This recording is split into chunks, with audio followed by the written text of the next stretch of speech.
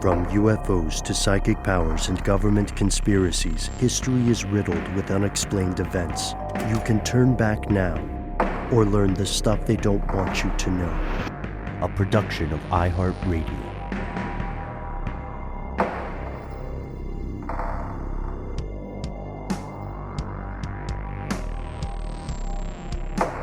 Hello, welcome back to the show. My name is Matt. My name is Noel. They call me Ben. We're joined, as always, with our super producer, Paul Mission Control Deckens. Most importantly, you are here, and that makes this the stuff they don't want you to know. Folks, in a recent chat with our pal Jake Hanrahan over at Popular Front, the subject of the Clinton dynasty came up. As everybody knows, longtime listeners, Jake is a UK resident, but he does excellent work in conflict reporting, and he's got his finger on the pulse of pretty much all things shady across the globe. Like many of our fellow conspiracy realists in the audience today, Jake has always been curious about what dirt may exist in the closet of this American political dynasty. So we're returning to that in today's episode. We're going to introduce and analyze some of the most long-standing accusations of the Clintons and see whether we can separate fact from fiction here. Note, we looked at a few of these during the Trump-Clinton campaigns, where we created episodes on each respective campaign. But today, we're diving more in depth with the benefit of retrospect. These stories, these theories, date back decades. So we're going to consider this a little bit of a deeper dive into some of the more prominent ideas and accusations, as well as what I would argue is the more important part, an introduction to the larger dangers and implications involved. In the interest of full disclosure, of course, you could technically say, and this is hilarious to me, guys, you could technically say that 3 members of the Clinton family are our co-workers. Yeah, we play golf with Bill every now and again. No, it's not true. We've never met any of them, and we have nothing to do with any of these podcasts. As you can imagine, iHeart is a massive network, and we've got dozens of executive producers and producers teams that work on these shows, and none of us have touched either Bill, Hillary, or Chelsea's podcast. They do technically exist within the same ecosystem of podcastdom that we do. Yeah, that's all. All 3 have their own separate individual podcast. So there's no Clinton family podcast. Not yet. And I have met Bill Clinton, but briefly, and I didn't talk with him about Whitewater, to be clear. So was that in Atlanta when he was doing something at the Carter Center? Yeah. I met him in Atlanta. But, you know, if you ever meet a high octane politician, unless you're doing a PR thing with them or giving them money, it's not really going to be an in-depth conversation. But my cynicism aside, here are the facts. For anybody who somehow doesn't know, here in the United States, when you say the Clintons, you're virtually always referring to a specific political family: William Bill Jefferson Clinton and Hillary Rodham Clinton. This can be confusing to some people because there are not 1, but 2 completely separate Clinton political dynasties. The other one, not related, is the family of a founding father and former vice president, George Clinton. He was vice president twice in the early 1800s. And is not of Parliament Funkadelic, though, just not to be confused with I was that saving George that joke Clinton for later. I'm still going to do it. And his nephew, DeWitt Clinton, who was a senator as well as serving as governor, then mayor of New York in the 1800s. Also, Bill and Hillary Clinton are sadly not related to George Clinton, which is a huge bummer to everyone, right? I wonder if it swung any votes in the opposite direction. But interestingly enough, they are the first married couple to be nominated for president, even though only one of them served as president. They met before they got in politics in 1971. When they were students at Yale Law School. They met in the Yale Law School library. 4 years later, they married in 1975, and pretty much right after that, Bill Clinton becomes Attorney General of Arkansas. And then went on to become governor of Arkansas, not once, but 2 times. a governor. 1979 to 1981, and then once again from 83 to 92. He's probably most known outside of being a baller saxophone player and all-around cool guy. I'm just kidding. He just came off that way. That was sort of like his persona. You know, he was like, well, who's this corn-fed, sax-playing, Lothario running for president? And he was like on Leno and stuff. It was a whole thing. Probably most well-known as being the 42nd president of these United States, serving from 1993 to 2001. And honestly, I mean, even during that time, his wife's star was rising, in a big way. I mean, she was almost as influential and popular as him. They were kind of almost considered like a package deal. It was pretty much an open, understanding. Yeah, you're right. I just want to point out before we move on, Bill Clinton was governor of Arkansas for a combined total of 10, 11 years, or maybe even 12 years, I guess, in total, when you combine it all together. That's a long time to be the executive politician of an entire state. And one of the things we're going to get into, and we're talking about corruption here, is what happens when you are in those upper echelons for so long. Like, what happens when you have so much power and you've not only climbed the ladder to get up there or used whatever means are at your disposal to get there, you maintain that power. So I just want to point that out. That's a long time. Yeah, it is. And that's an important point. I appreciate you making that, Matt, because one of the main difficulties for a lot of the system of U.S. politics is the incentivization for short-term thinking. It seems like the election cycles never really end, and you can make an argument. This is not to support dictatorships or strongmen, but you can make an argument that centralized economies have a better likelihood of success with long-term plans, right? Instead of things that are just like, why will this matter? In 2 to 4 years, I'll be gone. What we see here in that long term as governor, or that long series of terms as governor of Arkansas, is an opportunity to plan on a longer time horizon than governors in less what are called safe positions. Hillary Clinton, to your point, Noel, is when serving as First Lady of Arkansas, later First Lady of the United States itself, garners a reputation as being much more policy and politically involved than many other previous First Ladies. And this is something that, indicates this individual's own political ambitions beyond what is often considered just sort of a ceremonial role. And Hillary Clinton does make good on these ambitions. She goes on to become a New York senator for 2001, 2009, and then she becomes Secretary of State from 2009 to 2013.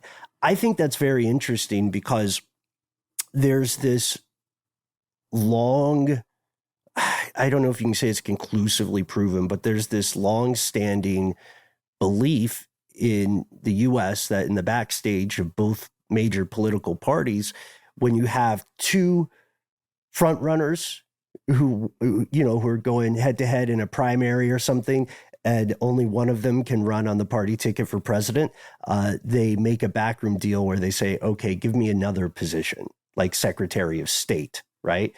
This is something you also see. I believe it was John Kerry who was mentioned in this regard earlier. But still, this is a power couple, right?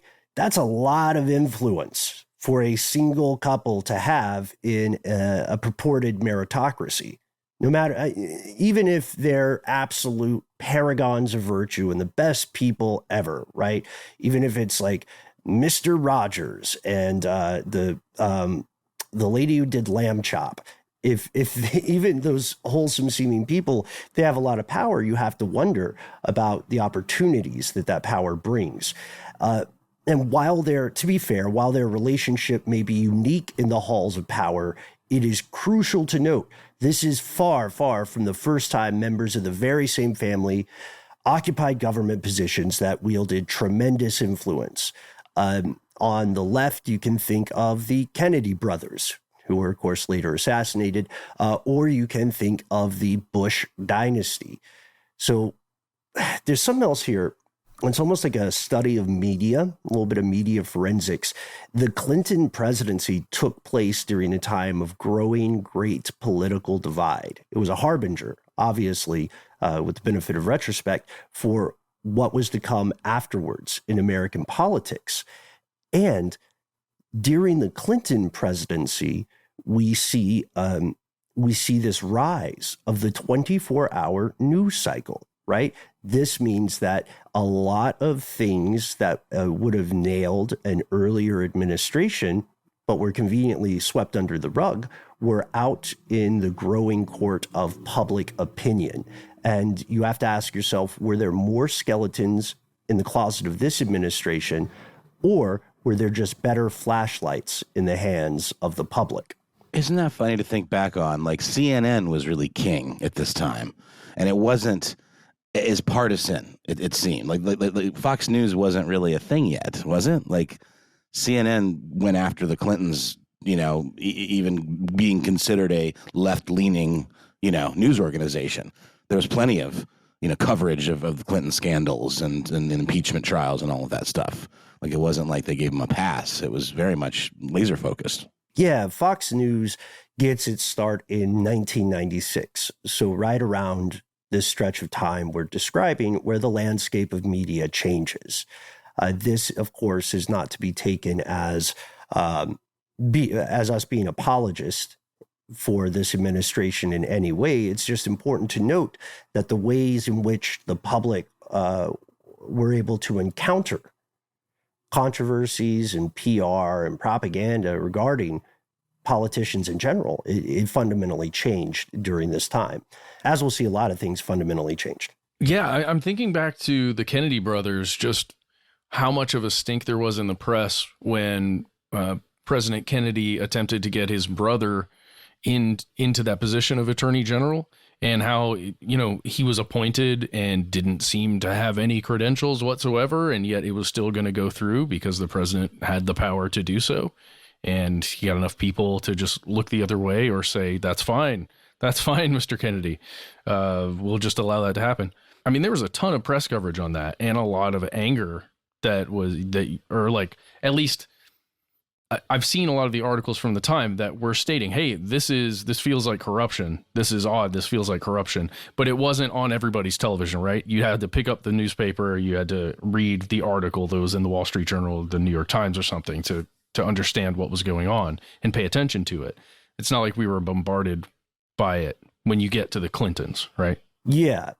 And then also, a later iteration or example of that would be during the late Trump administration, when the president would hire family members for various other positions.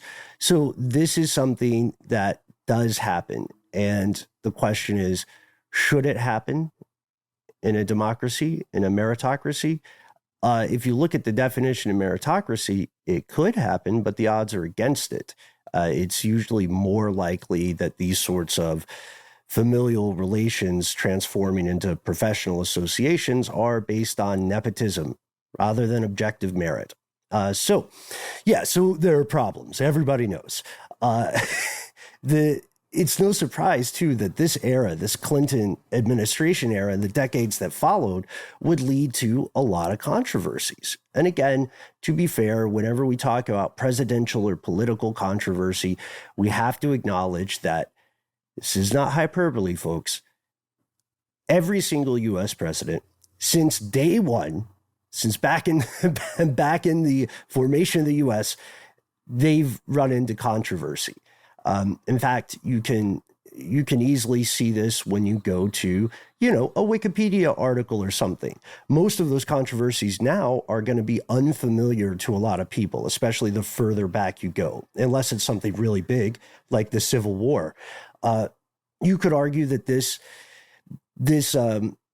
package deal of presidency and controversy is an inherent consequence of the position. I mean, on a global level, multitudes of other world leaders are inevitably going to object to something an administration does. probably because their geopolitical goals differ.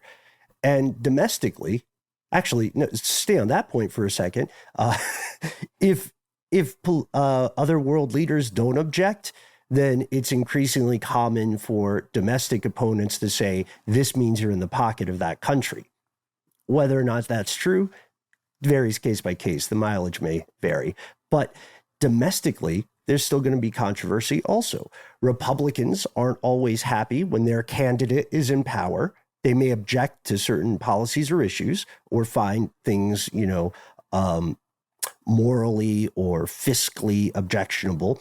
And the same can be said of Democrats. Someone will say, I'm a centrist. This politician is too far left of what I like, or too far right, or I am a far left.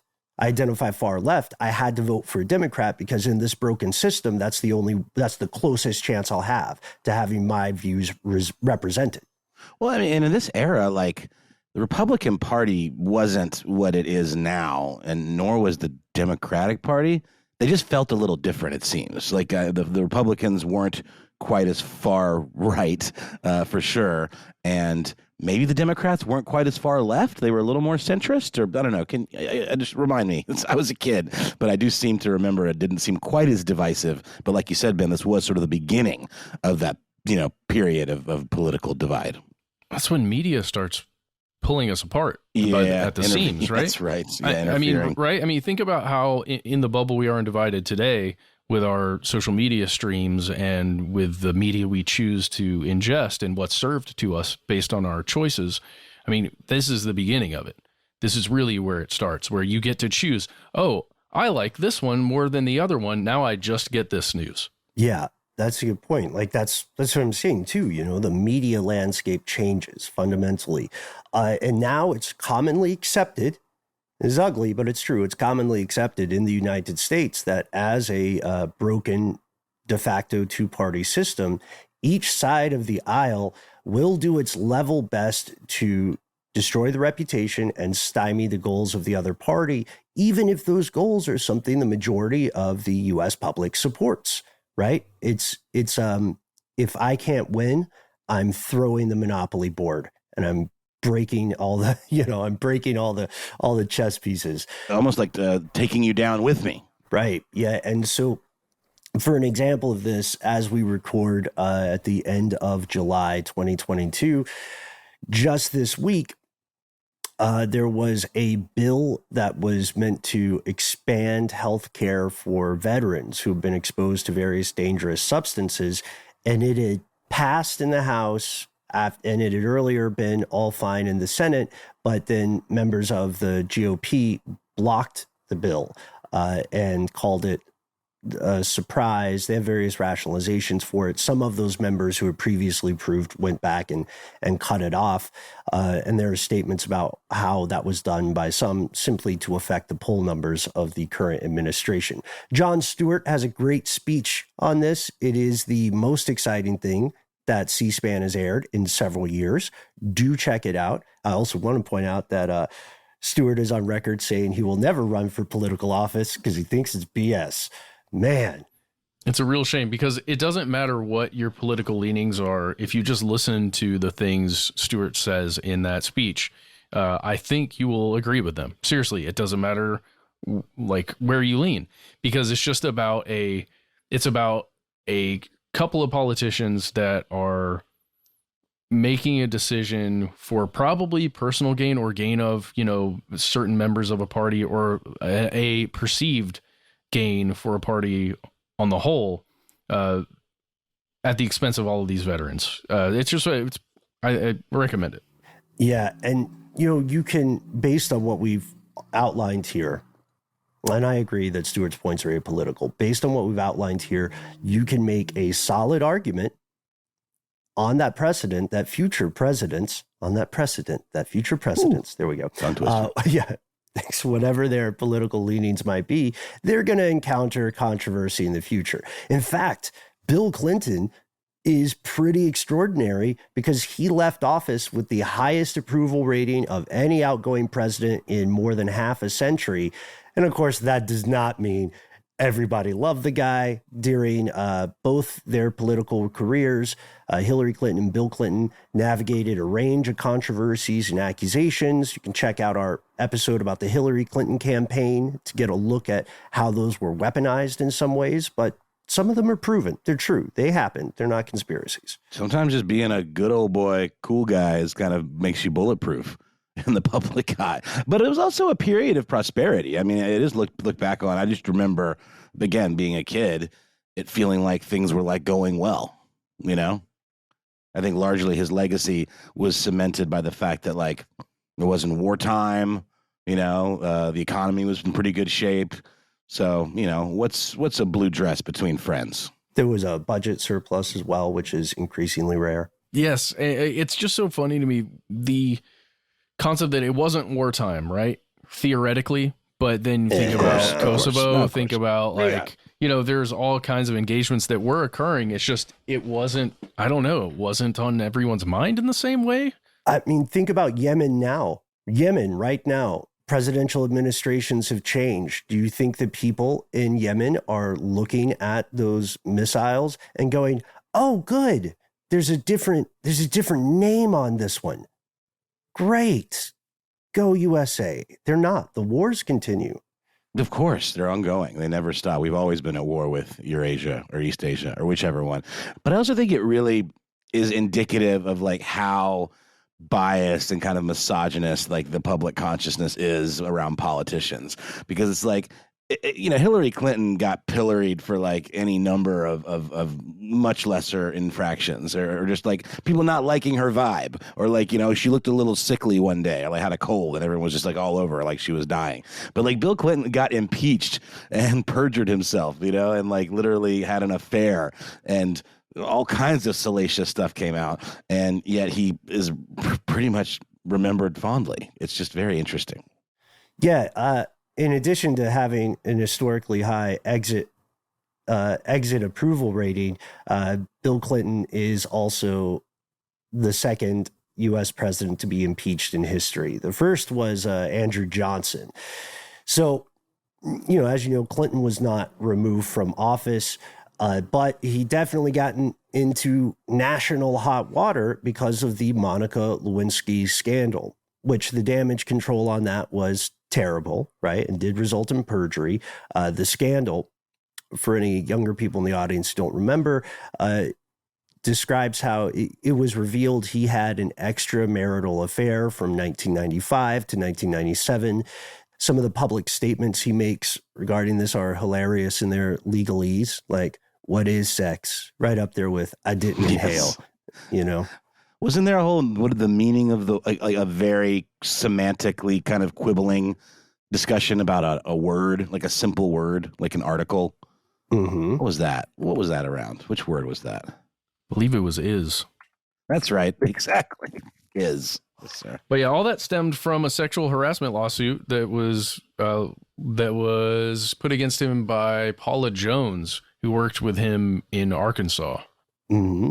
And then, of course, when he's subject to those impeachment proceedings during like the Ken Starr era in 1998, later Hillary Clinton is implicated in numerous scandals, accused of numerous things, and in a large part due to the motivations of the Trump campaign, from speculation regarding improper use of emails to ideas of letting Benghazi occur, to allegations about crooked financial donations and more. Then, of course, there's Whitewater. We'll get to that in a second. So it would be, regardless of how you feel personally, whether you have a bone to pick or a flag to wave about either of these individuals, it would be misleading to say that either have a spotless record, especially the court of public opinion.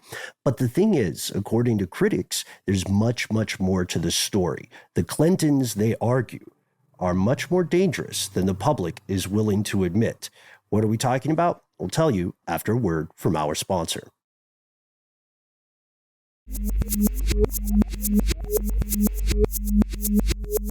Here's where it gets crazy. Oh, buddy. Okay, we're going into the deep water. might ruffle a few feathers. When people talk about Clinton corruption and scandals, they're usually not talking about the proven stuff. They're usually not talking about the Lewinsky scandal. They're talking about other things that are largely considered conspiracy theories or considered cover-ups, sometimes both. There's a Venn diagram here. One of the biggest ones is the Clinton body count. You've heard of it. Several of our fellow listeners have written in asking about this, and we talked about this briefly in our 2016 episode, I want to say, part 2, Election Conspiracies. Oh, yeah, the CBC. It's the concept that potentially the Clintons, at least according to these allegations, have had over 50 people killed, which is very salacious. A lot of the allegations you'll see about this thing are paper thin at best, but it is something worth looking into. We're talking about political assassinations here from people who got too close to the Clintons or knew too much.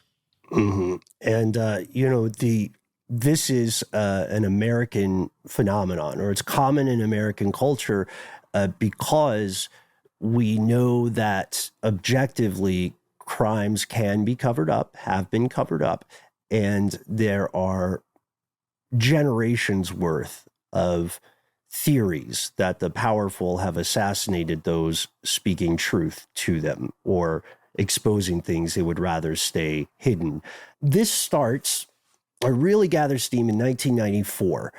A guy named William Dannemeyer, who was a former representative, he writes a letter to leaders of Congress, and he says, look, there are 24 people who have died, quote, under other than natural circumstances, and I can tell you they're connected to the Clintons in one way or another, not all in the same way, and there needs to be a hearing about this. There needs to be an investigation.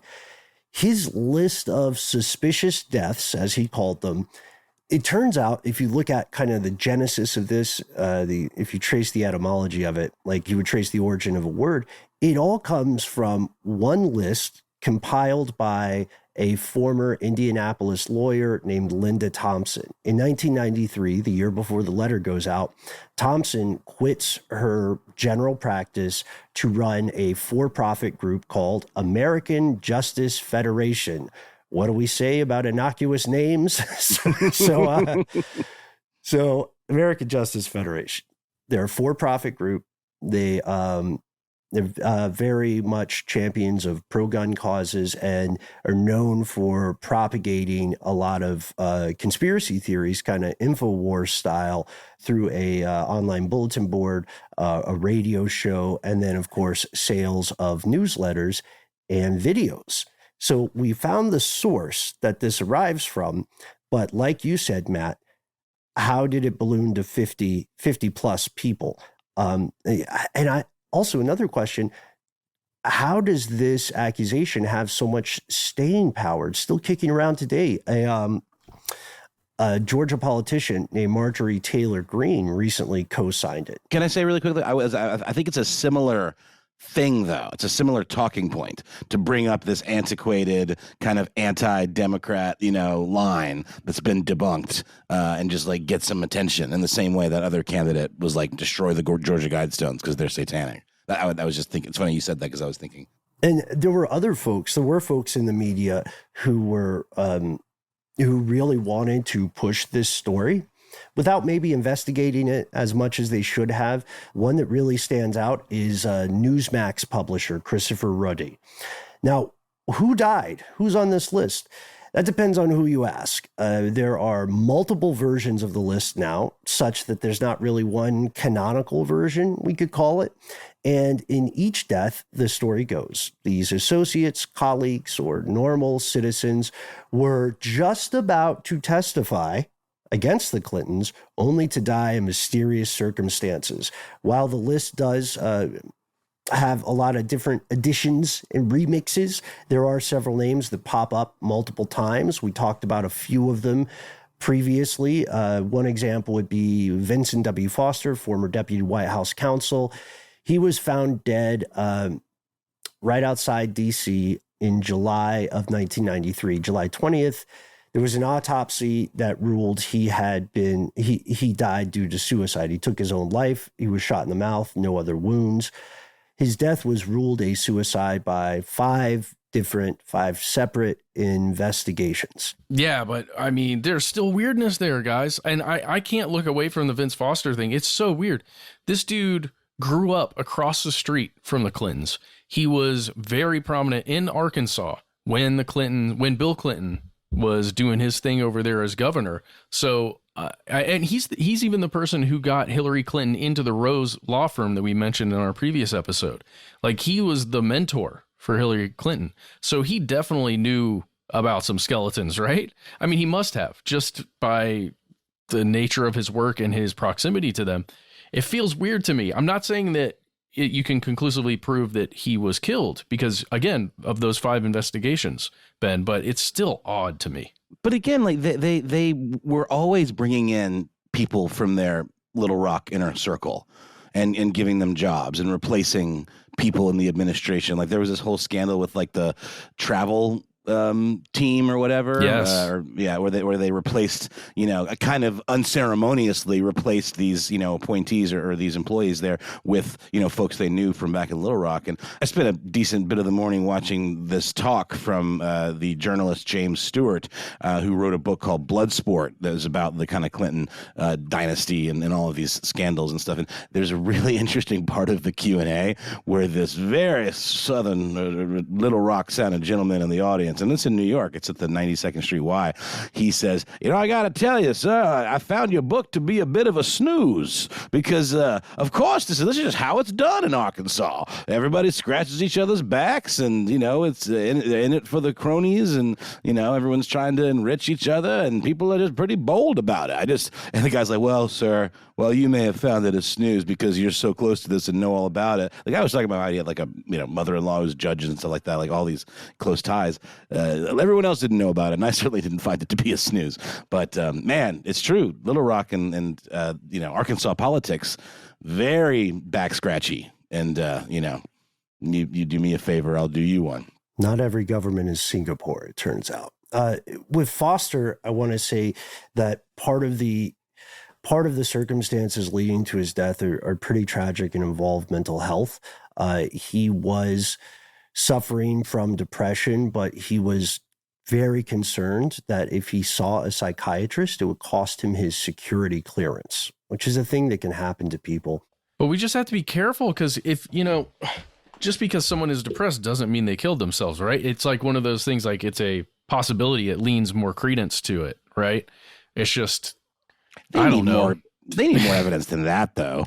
So, that's what I was going to say. Like, this is something that could be considered a factor to think about, but it is far from a conclusive thing. And for people who do believe that Foster was murdered or maybe driven to suicide, which is another idea, then those 5 separate investigations to that perspective are only going to be 5 different iterations of a cover-up, right? So then the question becomes one of influence.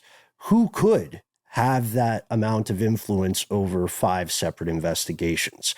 This is only one, again, of 50-something people. We also mentioned Seth Rich in the past.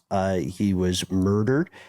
He was a DNC, Democratic National Committee staff member, and folks started speculating that Hillary Clinton had arranged his death. If you dig a little deeper past the headlines there, what you'll find is the heart of that speculation is based on a Fox News report that originally said Seth Rich was the one responsible for the WikiLeaks release of DNC emails during that 2016 campaign.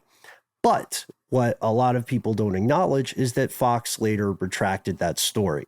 And as we know, the Fox News of this time of 2016 is very different from the Fox News of 1996. And also, it's incredibly rare nowadays for mass media outfits to publish retractions, right? For a pundit to go, especially in entertainment news, which is what Fox legally is, it's increasingly rare for one of those pundits to say, we got this wrong. which is why you can see so many programs like Last Week Tonight or Daily Show pointing out obviously contradictory statements by some of those pundits. It's still odd for me to think back about the Seth Rich story and how explosive the John Podesta emails were. I mean, it spawned an entire conspiracy theory like genre of Pizzagate, right? And just how damaging those emails were to the Clinton campaign in 2016. It did feel at the time like somebody was going to pay for it, right? Whether politically or, physically.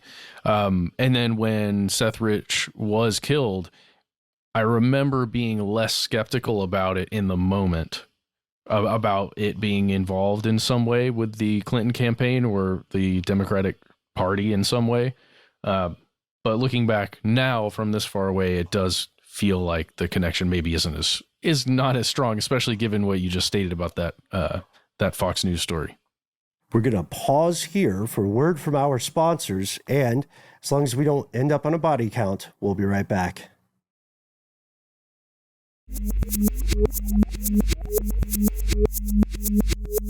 And we've returned.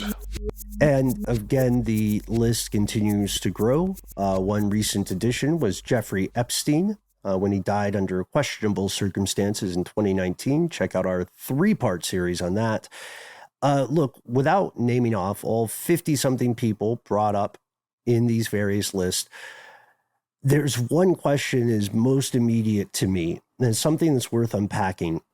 Given that the U.S. president, whomever they are, in general, is one of the most scrutinized people in the world, like up there with the Pope and the Queen of England, and given that Clinton's political opponents successfully, meticulously nailed down every possible detail of anything that could take him down, take him from power, culminating in a non-political scandal like an extramarital affair, why would they have not used any one of these deaths as a perfect opportunity to put the nail in the coffin of his career, right? Obviously, they would have. That was part of their mission.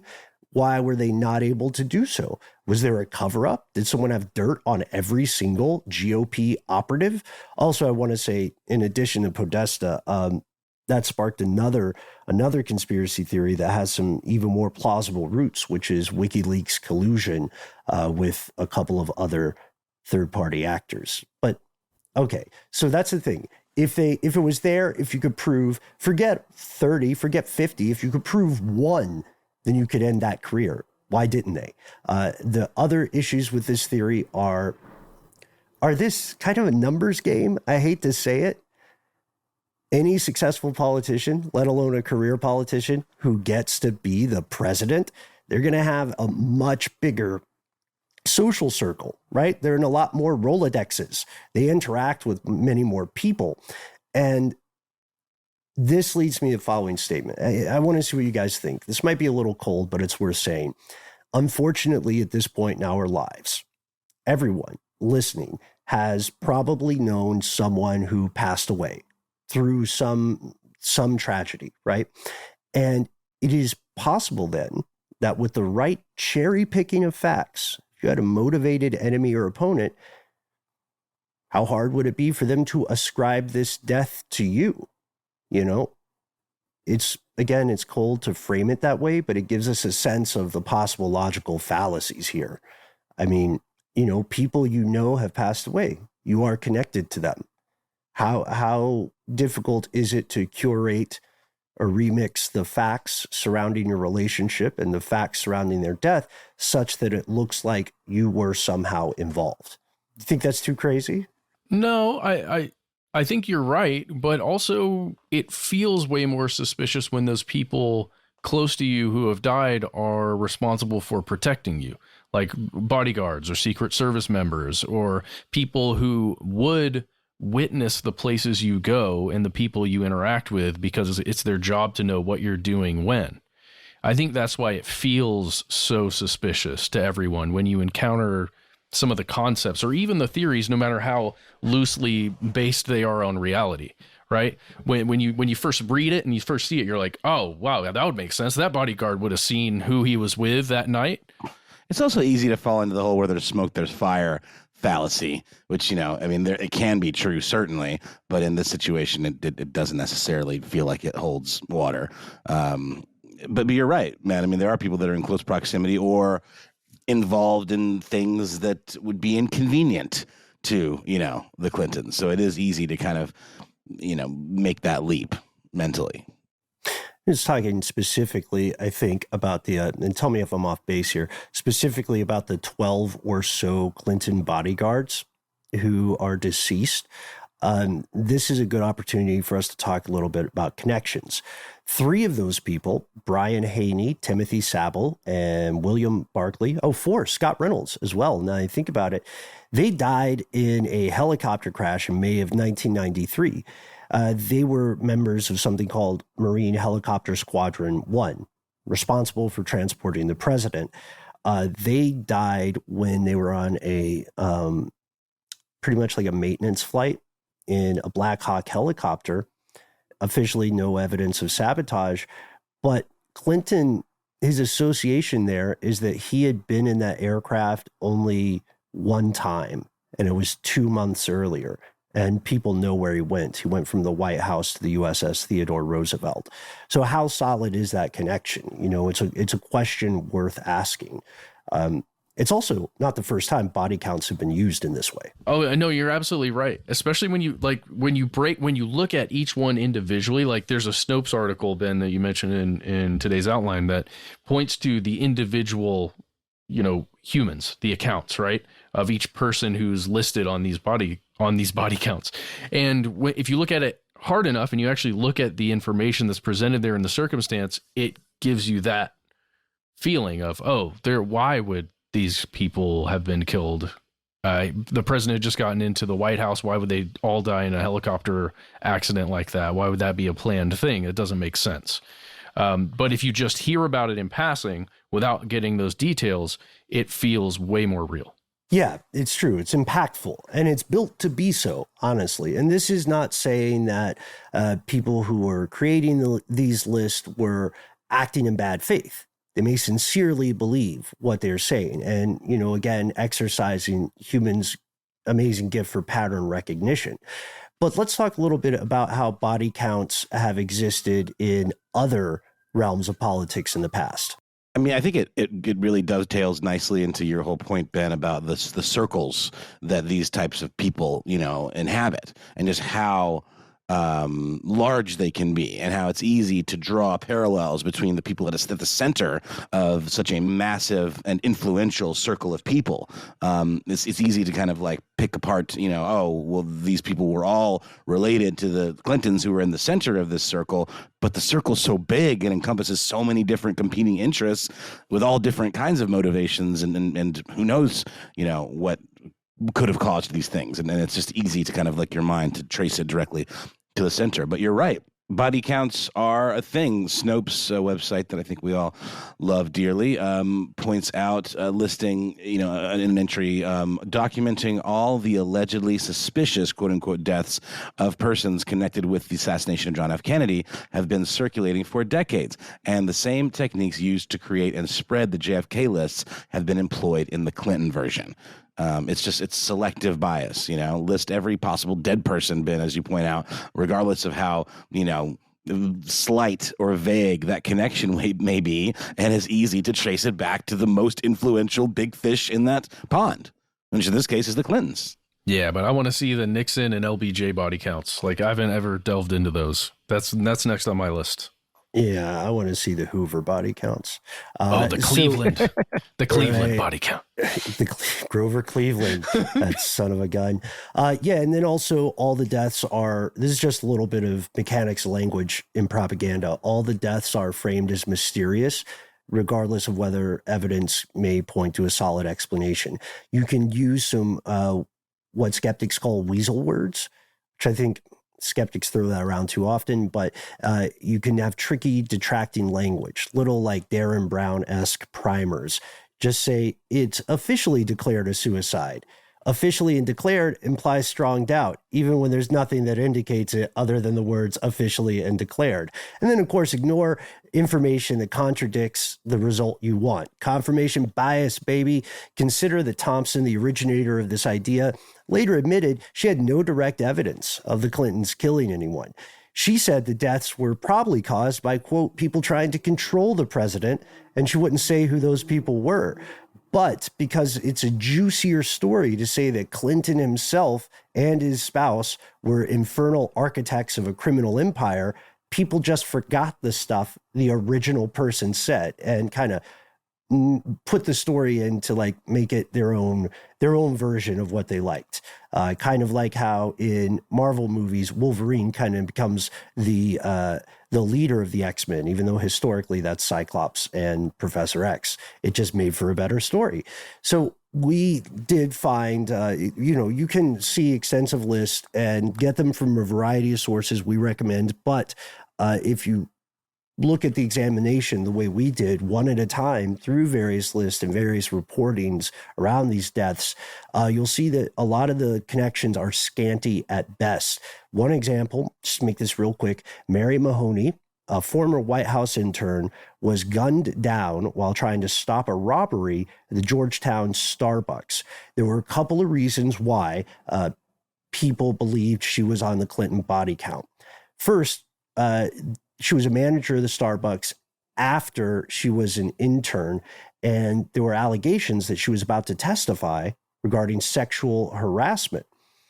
And another piece of evidence people believed here was that 3 people died in what very much was a robbery, but nothing was taken. So they thought, hey, this is a murder. This is a hit made to look like a robbery. But what they forgot is that if you're ever thinking at that level of sophistication, you take something. What happened later, by the admission of the perpetrator who was imprisoned, was that he didn't intend to kill people. Mahoney tried to take the gun from him. He fatally shot her, fatally shot the other 2 employees, realized gunshots in Georgetown, D.C. will attract attention, so he ran because he didn't have to think he had time to get the register.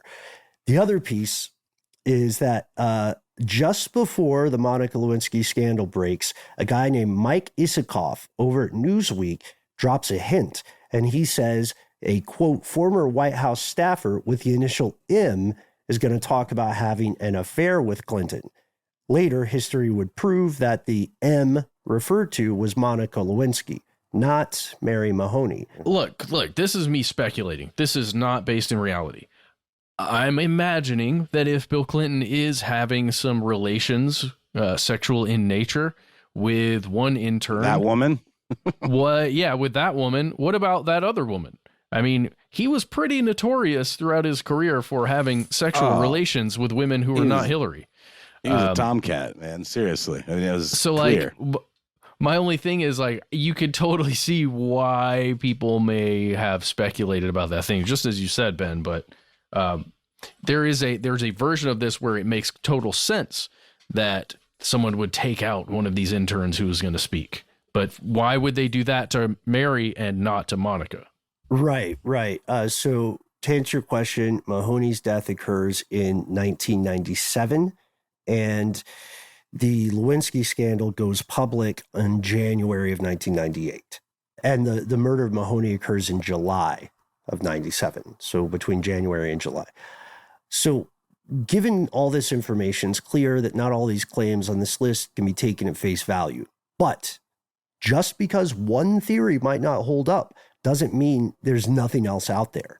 Actually, now that we're sinking our teeth into this, folks, we are going to make this a 2-parter. Typically, we like to plan these in advance, but there's a lot more to dive into. The Clinton Foundation, Whitewater, Benghazi, of course, the emails, and as we promised, what I argue is the bigger danger here, the larger implications this sort of stuff. Everything we're talking about has for the present and the future.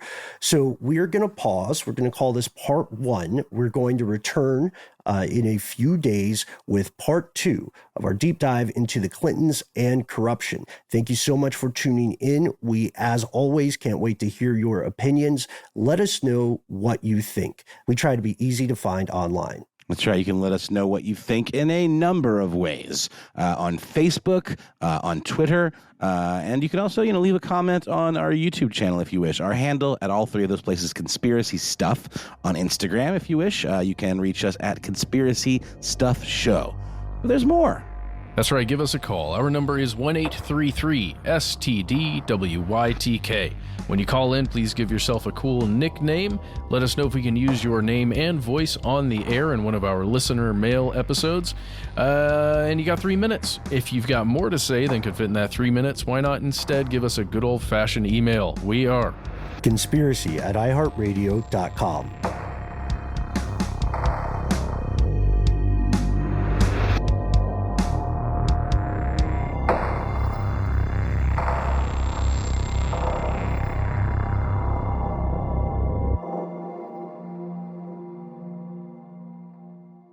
Stuff They Don't Want You to Know is a production of iHeartRadio. For more podcasts from iHeartRadio, visit the iHeartRadio app, Apple Podcasts, or wherever you listen to your favorite shows.